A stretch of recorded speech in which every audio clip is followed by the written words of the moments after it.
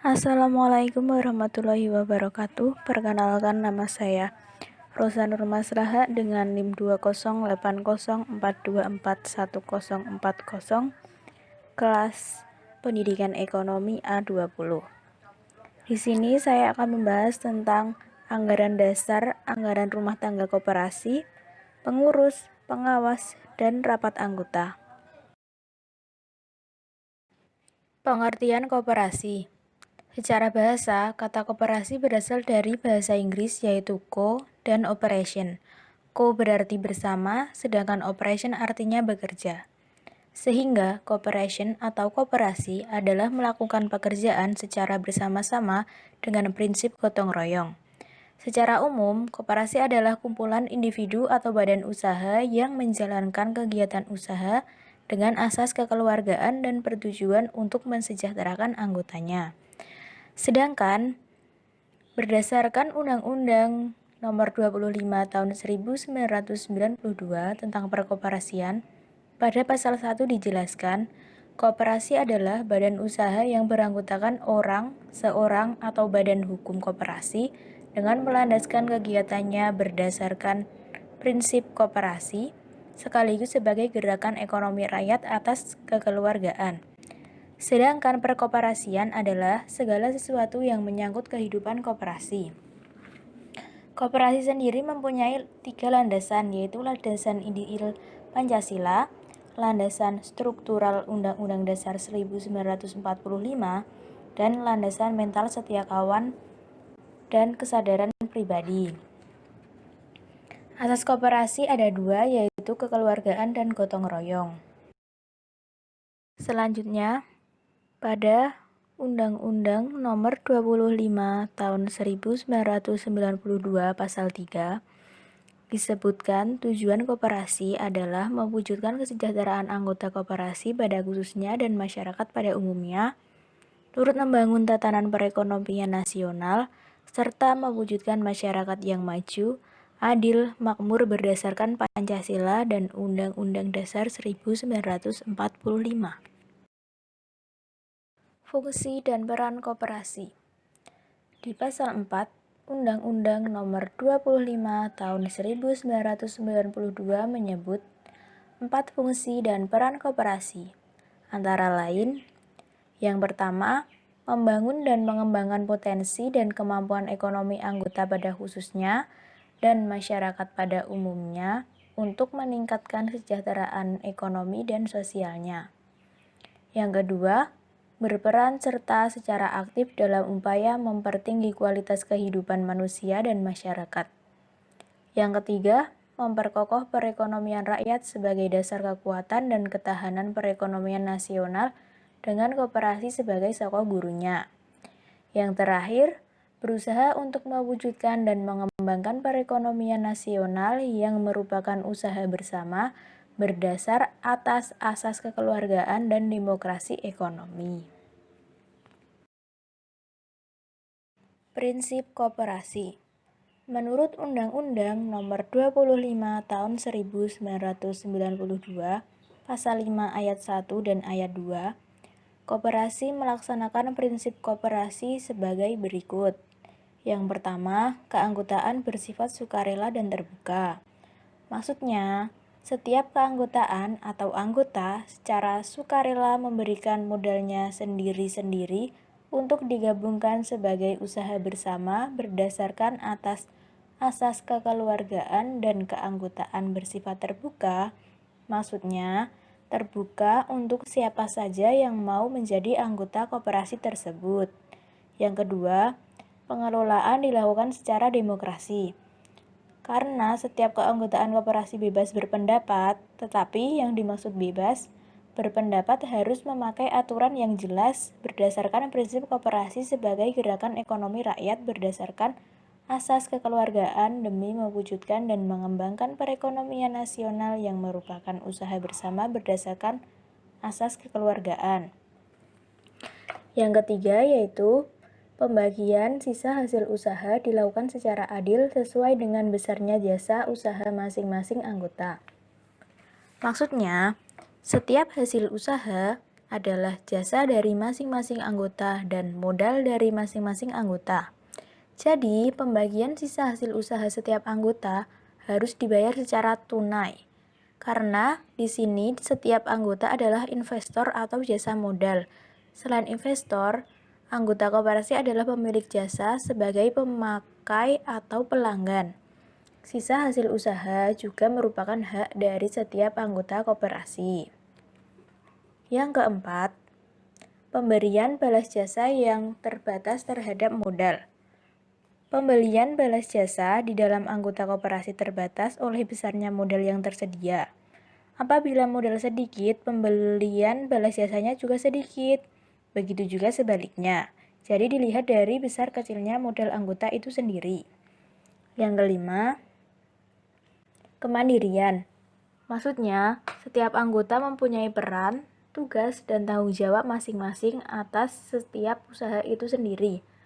Selain itu, anggota koperasi dituntut berperan secara aktif dalam upaya mempertinggi kualitas dan bisa mengelola koperasi dan usaha itu sendiri. Yang keenam, pendidikan perkoperasian. Maksudnya, pendidikan perkoperasian memberikan bekal kemampuan bekerja setelah mereka terjun dalam masyarakat.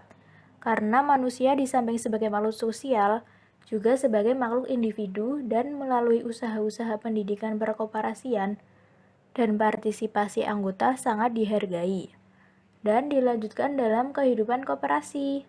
Selain itu juga melalui pendidikan perkoperasian setiap orang dapat memenuhi kebutuhannya masing-masing.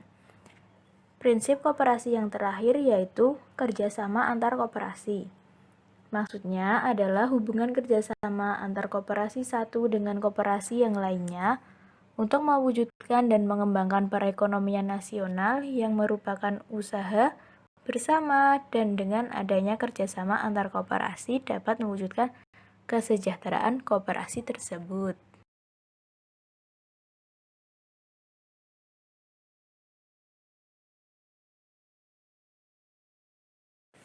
Selanjutnya, kita akan membahas tentang anggaran dasar dan anggaran rumah tangga koperasi.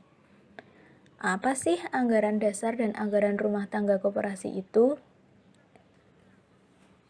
Anggaran dasar atau anggaran rumah tangga biasa disebut dengan ADART koperasi adalah merupakan keseluruhan dari rangkaian aturan yang mengatur secara langsung jalannya kehidupan dalam koperasi dan juga mengatur tentang hubungan antara koperasi sebagai organisasi dengan para anggotanya.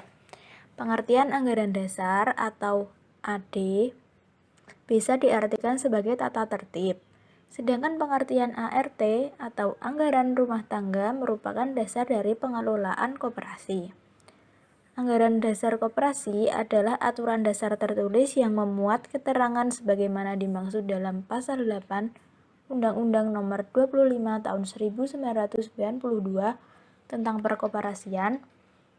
Anggaran dasar koperasi hanya memuat ketentuan-ketentuan pokok mengenai tata laksana organisasi, cara kerja, kegiatan usaha, kewajiban-kewajiban resiko yang harus ditanggung, dan keadaan apabila terjadi sesuatu yang menyebabkan berhentinya anggota organisasi koperasi.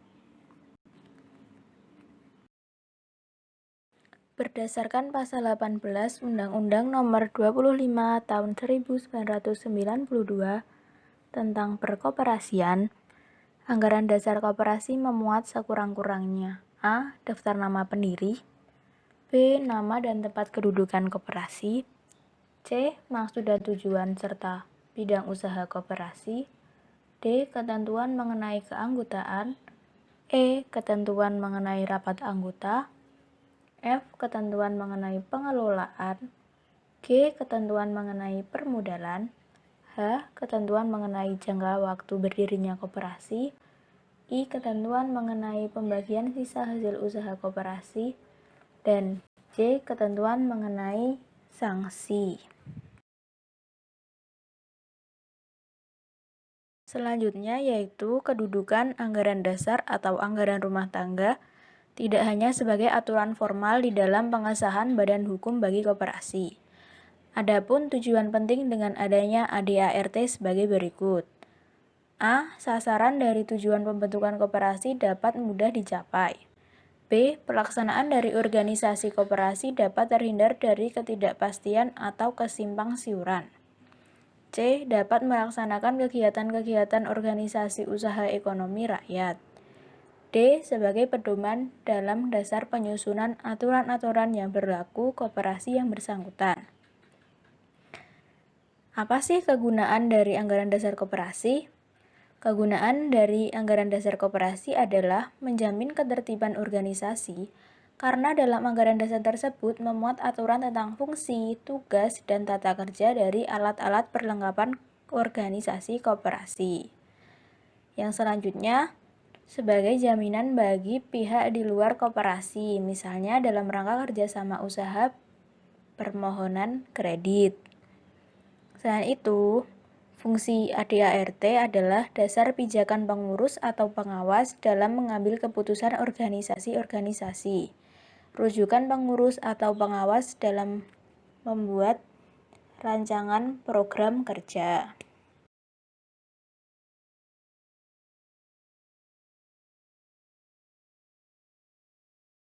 Perangkat organisasi koperasi. Di sini kita akan membahas tentang pengurus, pengawas, dan rapat anggota. Yang pertama ialah pengurus. Pengurus adalah perwakilan anggota koperasi yang dipilih melalui rapat anggota yang bertugas mengelola organisasi dan usaha. Pada pasal 9 ayat 2 menyebutkan bahwa pengurus merupakan pemegang kuasa rapat anggota. Kedudukan pengurus sebagai penerima mandat dari pemilik koperasi dan memiliki fungsi dan wewenang sebagai pelaksana keputusan rapat anggota sangat strategis dan menentukan maju mundurnya koperasi. Apa saja fungsi pengurus?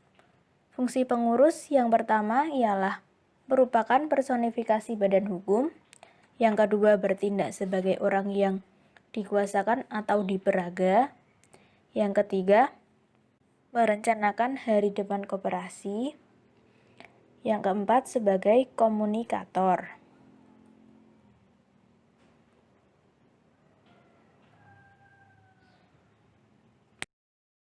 Tugas pengurus. Yang pertama, mengelola kegiatan koperasi dan menjalankan usahanya. Yang kedua, mengajukan rancangan kerja serta rencana rancangan pendapatan dan belanja koperasi. Yang ketiga, menyelenggarakan rapat anggota secara berkala. 4. Mengajukan laporan keuangan dan pertanggungjawaban pelaksanaan tugas. 5. Menyelenggarakan pembukuan keuangan dan inventaris secara tertib. 6. Memelihara daftar buku anggota dan pengurus. Yang terakhir, untuk menjalankan tugas-tugas koperasi. Seorang pengurus memiliki kewenangan sebagai berikut. Yang pertama, mewakili badan usaha koperasi di dalam dan di luar pengadilan. Yang kedua, memutuskan penerimaan dan penolakan anggota baru, serta pemberhentian anggota sesuai dengan ketentuan dalam anggaran dasar. Yang ketiga, melakukan tindakan dan tujuan bagi kepentingan serta kemanfaatan koperasi sesuai dengan tanggung jawabnya dan keputusan rapat anggota. Ada juga hak pengurus, yaitu menerima imbalan jasa sesuai keputusan rapat anggota, mengangkat dan memperhatikan manajer atau karyawan koperasi, lalu membuka cabang usaha baik di dalam maupun luar negeri sesuai keputusan rapat anggota, melakukan upaya-upaya dalam rangka mengembangkan koperasi, serta meminta laporan manajer sewaktu-waktu diperlukan. Unsur-unsur pengurus koperasi beserta tugas dan wewenangnya. Yang pertama, Ketua Umum. Ketua koperasi memiliki tanggung jawab baik ke dalam maupun keluar organisasi. Dengan uraian tugas selengkapnya sebagai berikut. 1. Memimpin koperasi dan mengkoordinasikan kegiatan seluruh anggota pengurus. 2. Mewakili koperasi di dalam dan di luar pengadilan. 3. Melaksanakan segala perbuatan sesuai dengan keputusan rapat anggota dan rapat pengurus. Adapun wewenang dari ketua adalah 1. Menentukan kebijaksanaan dan pengambil keputusan. 2. Menandatangani surat-surat dan perjanjian bersama sekretaris dan bendahara. Ketua bertanggung jawab kepada rapat anggota. B. Wakil Ketua Umum. Wakil Ketua memiliki wewenang untuk bertindak sebagai wakil penanggung jawab umum. Dengan rincian tugas: 1. Melaksanakan tugas ketua apabila ketua berhalangan. 2. Membina dan mengawasi bidang organisasi dan administrasi. 3. Melaksanakan pendidikan dan penyuluhan. 4. Menyelenggarakan kontrak usaha dengan pihak lain. C. Sekretaris.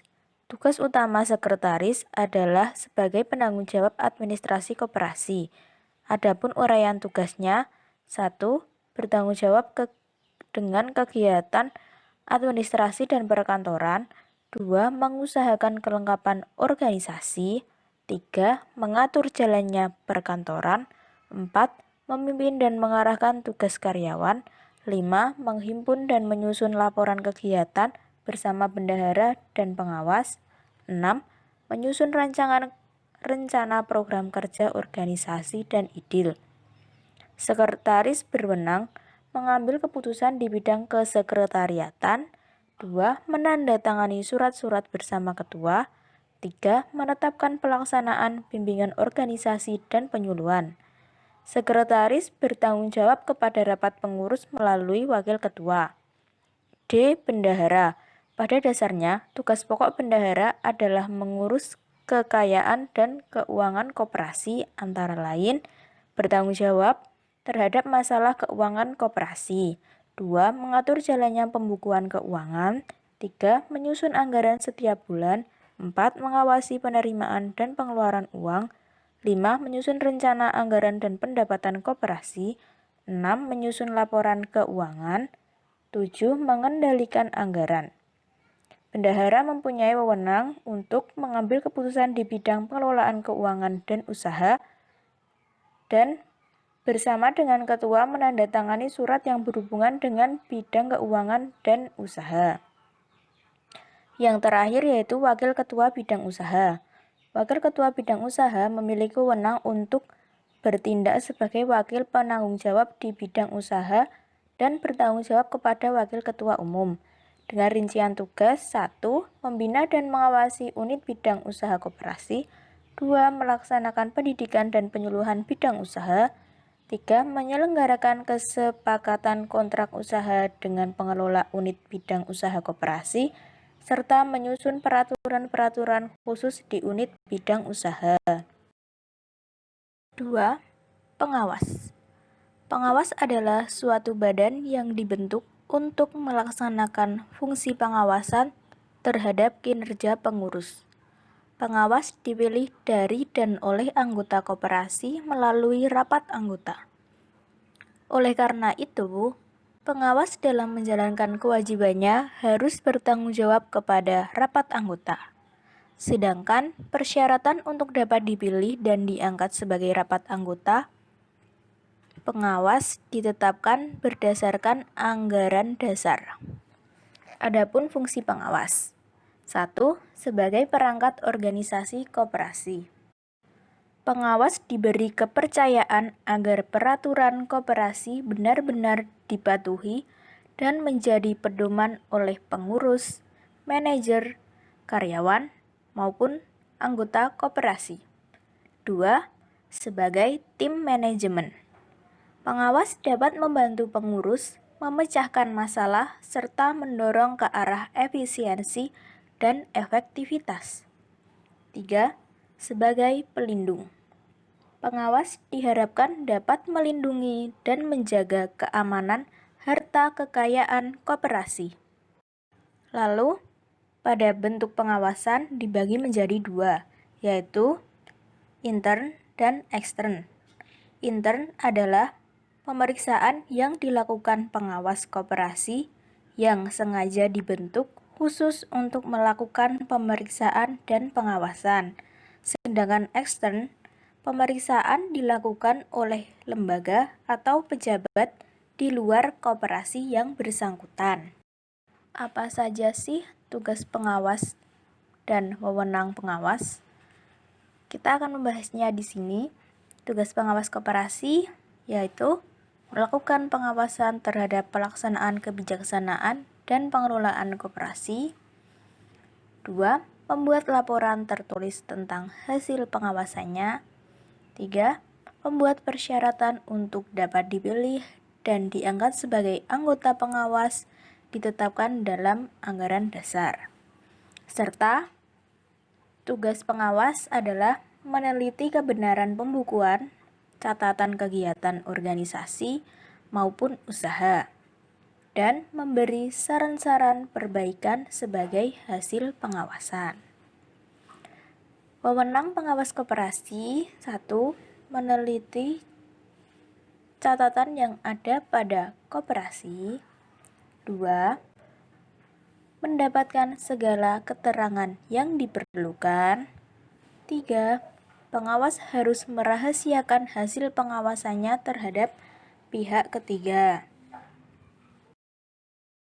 Tidak terasa sekarang kita sudah mencapai materi yang terakhir, yaitu tentang rapat anggota. Apa sih rapat anggota itu?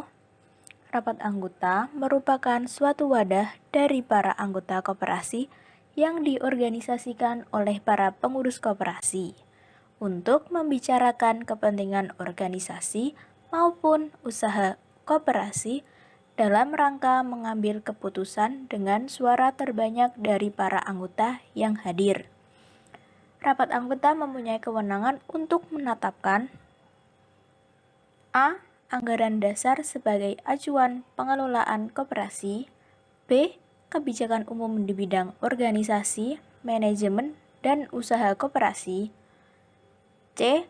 Pemilihan, pengangkatan, pemberhentian pengurus dan pengawasan. D.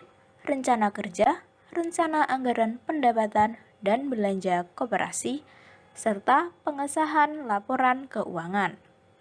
E. Pengesahan pertanggungjawaban pengurus dalam pelaksanaan tugasnya.